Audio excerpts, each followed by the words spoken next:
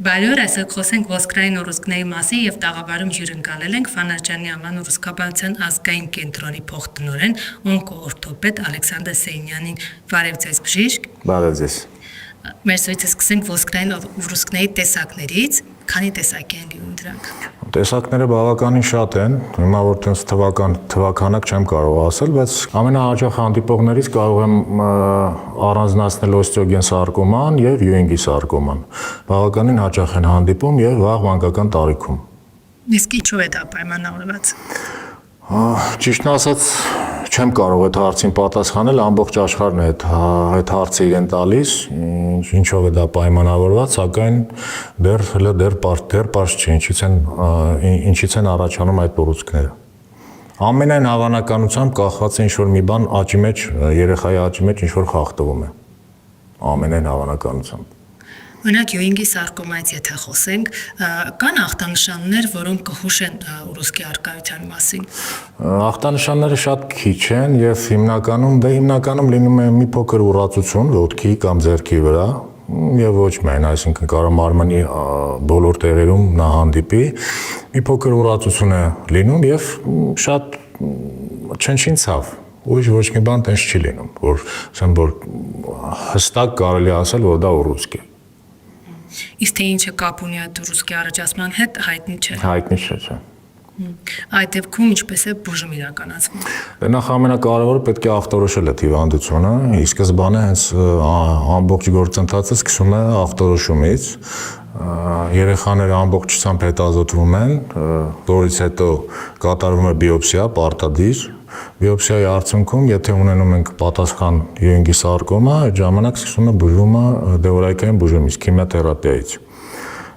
Քիմիոթերապիա ստանում են հիվանդները քիմիոթերապիա, որից հետո գնում է արդեն գալիս է առաջ վիրահատական բուժումը կամ ճառագայթայինը, եւ որից հետո նորից շարունակվում է քիմիոթերապիայի կուրսերը։ Վերջնական բուժում հնարավոր է։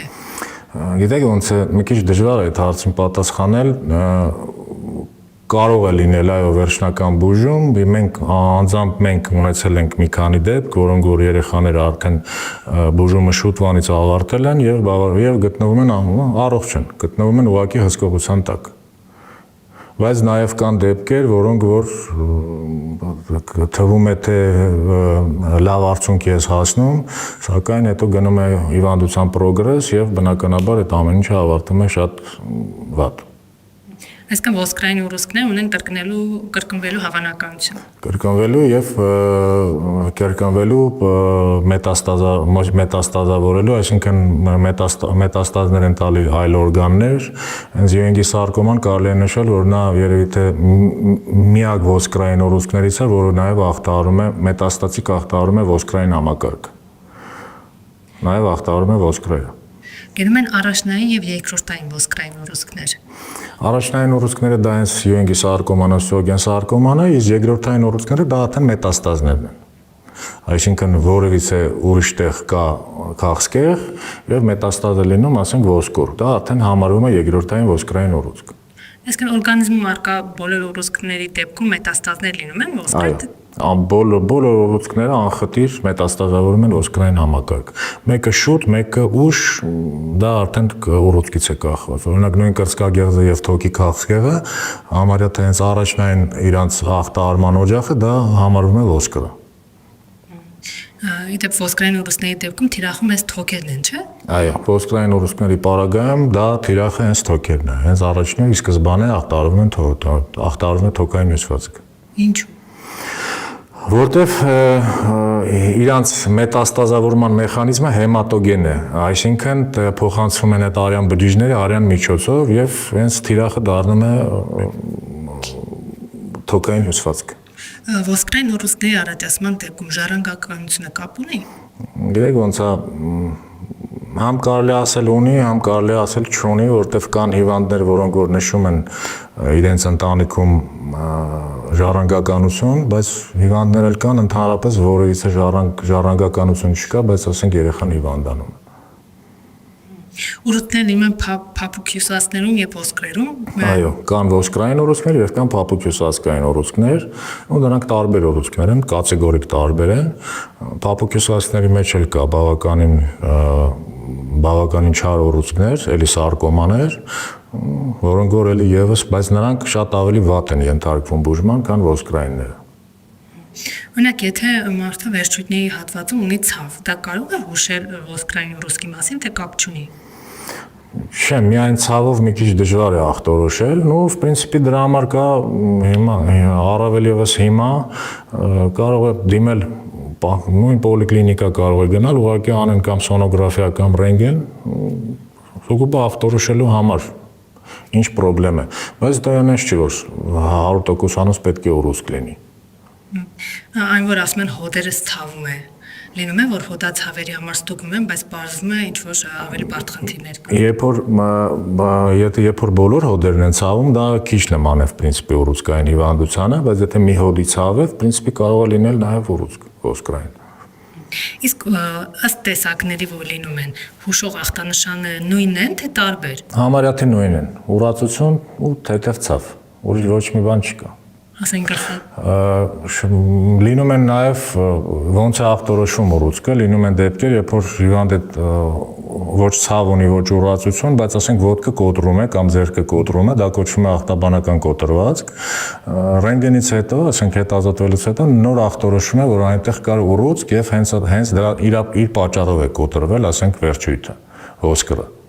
Այդ կոչվում է ախտաբանական կոտրվածք, ոչ տրավմատիկ, կան տրավմատիկ եւ կան ախտաբանականներ։ Ախտաբանականը նա է, երբ որ ոսկրը ինչ-որ խնդրեմ ունի, որից նա կոտրվել է առանց որևիցե տրավմայի։ Այսինքն այն որ ասում են փխրուն են ոսկորներ շուտ են կոտրում, դա կապ ունի։ Այդ փխրունությունը ապահովում է արդեն ոսկրային ուռուցքը, որը որ փխրեցնում է ոսկրային հյուսվածքը եւ ոսկորային այն աստիճանի է թուլանում, որ տեղի ունենում ախտաբանական կոտրվածք։ Եվ տարիքի հետ բոլորի ոսկրերը թուլանում։ Նա տարիքի հետ բոլորի ոսկրերը չեք կարող այտենց ասել, в принципе դա ավելի շատ ավելի հաճախ հանդիպում է կանանց մոտ, օստեոպարոզ հիվանդությունն է, դա հորմոնալ խախտումների հետևանքով է լինում, բայց երեխաների մոտ եւ ասենք երեխաների մոտ հաստատ չի կարող լինել օստեոպար, լինում է, բայց դա պատճառ պետք է ունենա։ Առանց պատճառ օստեոպարոզը չի լինում ուղղակի երեխեքի մոտ։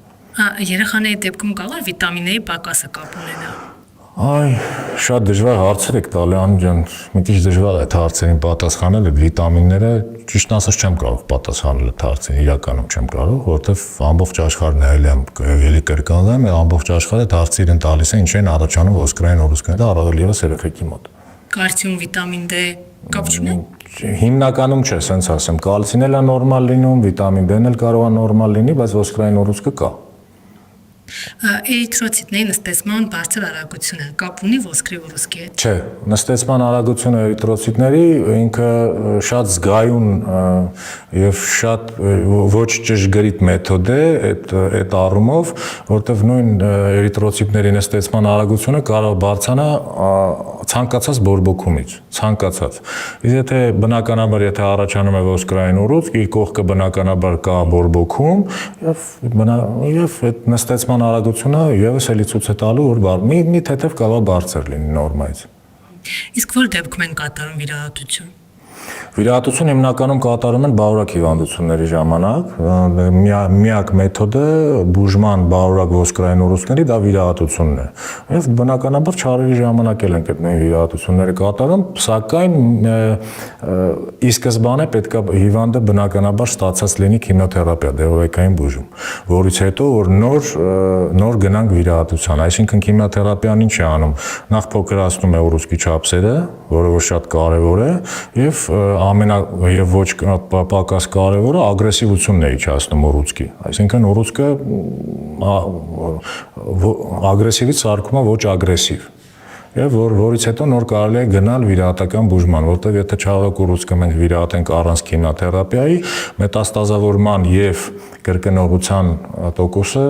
մի քանի անգամ բարձրանում է։ Իսկ վիրահատությունից հետո հնարավոր ընդհանրապես էլ չկրկնվի։ Այո, լինել են ունեցել ենք նետվետքեր, որ ուղղակի չի կրկնվել։ Իսկ որ տարիքի մարդկանց մոտ ավելի շատ խնդիր հայտնաբերվում, ոսկրային ուռուցքներ ավելի շատ։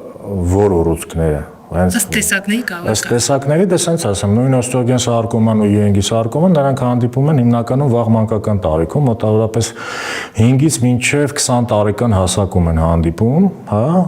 բայց նույն օստեոգեն սարկոման նաև կարող է լինել մեծահասակների մոտ։ Շատ հազվադեպ է լինում, բայց լինում է։ Խոնդրոսարկոման, նույն խոնդրոսարկոման լինում է հիմնականում մեծահասակների մոտ։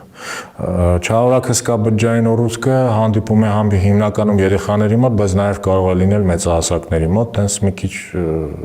բարդ է ասել մի քիչ, էլի, բայց նույն օստեոգենն ու յուինգը նա հիմնականում վաղ մանկական տարիքում է հանդիպում, էլի։ Վիրահատությունից հետո կատարվում է պրոթեզավորում։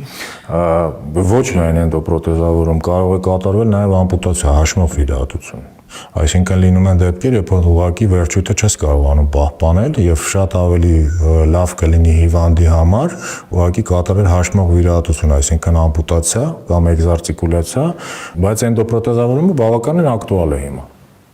Եվ դա երկար տարիներ է ծառայում, թե պարբերաբար պետք է դիմեն բժշկի։ Նայած ոնց է օգտագործվում այդ էնդոպրոթեզը, ինչ նագրուսկայի տակ է այդ էնդոպրոթեզը լինում, քաշը բավականին մեծ կապ ունի այստեղ, բոլոր էնդոպրոթեզով հիվանդներին մենք զգուշացնում ենք, որ քաշ չավելացնեն։ Պարտադիր է դա, պարտադիր պայմաններից մեկն է եւ բնականաբար եթե զբաղվելու է սպորտով, այդ էնդոպրոթեզով, որ կան տես դեպքեր, որ մարդիկ էնդոպրոթեզավորումից հետո սպորտով են զբաղվում, նա բնականաբար շատ ավելի քիչ է ծառայելու, քան այն մարդու մոտ, որը որ ուղղակի զբաղվում է առօրյա կյանքով։ Ունեք մի շարք հիվանդություններ կանխելու դեպքում խորհուրդ են տալիս սոնոգրաֆիա կատարել, որպեսզի բացահայտեն եւ կանխեն։ Այ ոսկրի ուռուցքների դեպքում նախապես ինչ հետազոտություններ։ Ռենտգեն։ Ամենակարևորը ռենտգեն հետազոտությունն է, ռենտգեն հետազոտությունը դա իսկ սկզբնական փուլն է հենց ախտորոշելու ոսկրային ուռուցքը, ռենտգեն հատուկ նախանշաններ կան, որոնք որ կարող են խոսել նրա մասին, որ ոսկրում կա ուռուցք։ Որից հետո արդեն հետազոտությունները բնականաբար խորանում է։ Հիվանդը ուղարկվում է արդեն մասնագետի մոտ եւ մասնագետը արդեն բնականաբար ուղարկում է իրան կատե քննությունների, MRT քննության, որից այդպես ամբողջովին հիվանդը պետք է հետազոտված լինի։ Եվ հիմնական ոսկի ուռուցքը ինչպես է բացահայտվում, մարդիկ պատահաբար գրում են ռենտգեն են կատարում, այդպես թե ուղղակի ցավերեններում համնենց կարող լինի։ Պատահական կարող է գնալ, ասենք, ռենտգենանի, իր մոտ ախտորոշի, ասենք, ոսկրային գոյացություն, եւ կան դեպքեր, երբ որ ուղղակի ցավեր են սկսում, մարդը դիմում է ռենտգեն բժշկի, ռենտգենի ժամանակ ախտորոշվում է ոսկրային գոյացություն։ Օրինակ հիմա մեծ լսողներ հարցնեն, որ հատվածը ռենտգեն անենք։ Չէ, այն հատվածը, որը որ ցավ է պատճառում։ Այն հատվածը, որը որ ցավ է պատճառում, բնականաբար, ասենք դիստալ հատվածը, այսինքն ազդերի հիմնականում օստեոգեն սարկոման եւ յուինգի սարկոման իրանց ամենասիրած տեղերը, դա ազդերոսկրի ստորին երրորդականն է եւ վերին երրորդականը։ Այդ իրենց ամենասիրելի տեղերն են, ասենց ասեմ։ Օստեոգեն սարկոման ամենահաճախը հանդիպում է նույն ազդերոսկրի ստորին երրորդականում։ Յուինգի սարկոմը կարող է հանդիպել ամենտեղ, կողոսկրերում, ողնաշարում, վերջույթներում, այսինքն վերին վերջույթ, ստորին վերջույթ, նաև կարող է հանդիպել գանգի ոսկրերում, յուինգի սարկոման մի քիչ կապրիզնից չեմ կարող ասեմ, բայց բարդ ուռուցք է մի քիչ, էլի։ Եվ մի շարք հիվանդությունների դեպքում լինում են ինքնաբուժության դեպքեր։ Այս դեպքում մարդիկ լինում է, որ իրենք իրենց փորձում են բուժել, չգիտեմ, յոդով, ինչով նոր գալիս են ցեզ են դիմում։ Խորհուրդ չենք տալի միանշանակ նախ յոդը ունի տաքացնելու հատկություն, որը որ խստիվ արգելվում է ուռուցքաբանությունում, տաքացնելու ուռուցքը, այսինքն ինքը կարող է դա անել, եթե ինքը համոզված է, որ այդտեղ ուղղակի սալջարդ է, հա, այդտեղ ինչ-որ միտեղ կարելի է ինչ-որ տաքացնել եւ այլը, որ ցավերից ազատվել։ Բայց եթե այդտեղ կա ոսկրային ուռուցք, որ խորհուրդ չենք տալի ընդհանրապես, որովհետեւ տաքությունը ուռուցքաբանության մեջ դա նոնսենս է։ Եվ լիպոմաները եւ ոսկրի ուռուցքները իրար հետ կապ ունեն։ Լիպոմաները եւ ոսկրային ուռուցքները նախ սենց ասեմ, լիպոմաները դրանք համարվում են փափուկ հյուսվածքային ուռուցքներ, սակայն կան դեպքեր, երբ որ հենց նույն լիպոման հանդիպում է ոսկրի մեջ։ Ներոսկրային լիպոմա։ Մենք մի քանի դեպք ունեցել ենք, շատ հետաքրքիր դեպքեր են, բայց բուժումը եւս էլի վիրահատական, ինչպես նաեւ ոնց որ փափուկ հյուսվածքայինների ժամանակ։ Միայն վիրահատություն։ Լիպոմաները սենց է, եթե չի խանգարում, եւ ինքը չափսերով փոքր է, կարելի է ընդհանրապես ոչ մի բան չանել, ուղղակի պայել է հիվանդին հսկողության տակ, բայց եթե հիվանդը նշում է, որ ուռուցքը սկսել է շատ ինտենսիվ մեծանալ, բնականաբար արդեն շտապ պետք է գնալ վիրահատության, որովհետև նույն լիպոման հետագայում կարող է դառնալ լիպոսարկոմա, то есть ինքը փոխում է իր տեսակը եւ ուղղակի դառնում է չարորակ գոյացություն։ Լիպոմանները բոլորի իմացած ճարպագնդերն են։ Ճարպագնդեր այո։ Ну, это ժողովրդական լեզվով ասած ճարպագունդ, այո։ Իրականում նա ճարպային ուռուցք է։ Բայց վնասակարության առումով այդքան էլ վնասակար։ Այդքան էլ վնաս չէ։ Ինքը համարվում է բարոյ հիվանդություն, այտենց վնասակար լինում են